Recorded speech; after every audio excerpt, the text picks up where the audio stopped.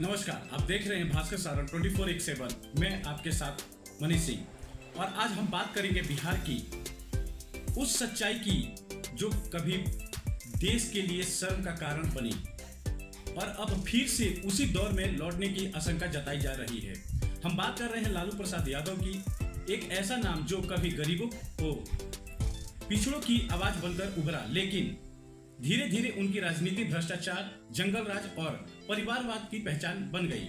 शुरुआत उम्मीद से हुई थी। लालू प्रसाद यादव ने जब बिहार की राजनीति में कदम रखा तब लोगों को उम्मीद थी कि अब गरीबों को न्याय मिलेगा, पिछड़े वर्ग को सम्मान मिलेगा और बिहार आगे आएगा। लालू प्रसाद यादव ने खुद को जनता का नेता बताया और वाकई शुरू में उनके भाषणों से गरीबों का अपनी ओर ध्यान खींचा, लेकिन धीरे धीरे असलियत सामने आने लगी। विकास के बदले मिला था जंगल राज लालू के शासनकाल में।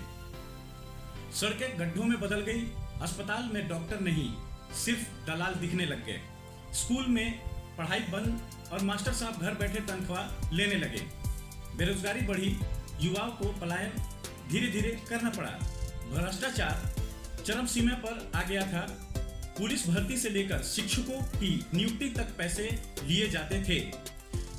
चारा घोटाला लालू प्रसाद यादव की सबसे बड़ी पहचान, सबसे बड़ा झटका तब लगा जब चारा घोटाला सामने आया।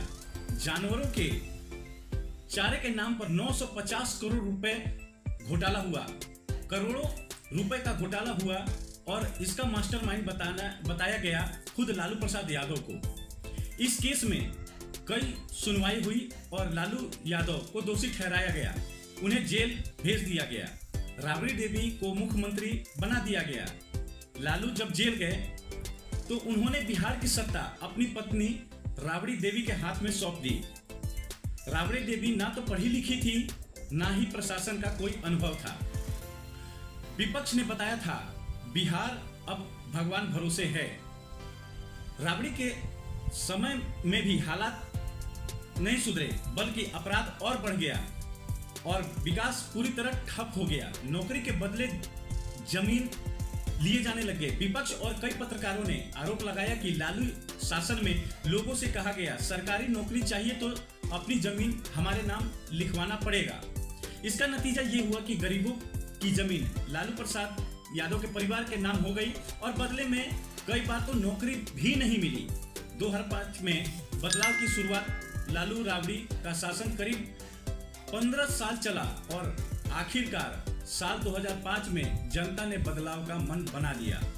एनडीए की सरकार बनी और बिहार का विकास की बात शुरू होने लग गई। सड़कों का निर्माण होने लग गया, स्कूलों में शिक्षकों की बहाली हुई और शासन में थोड़ी पारदर्शिता आने लग गई। अब फिर सत्ता में वापसी की कोशिश हो रही है। अब लालू यादव के बेटे तेजस्वी यादव बिहार की राजनीति में सक्रिय हैं।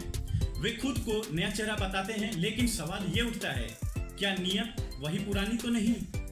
क्या परिवारवाद और सत्ता की लालच फिर से बिहार को पिछड़ेपन में धकेल देगा?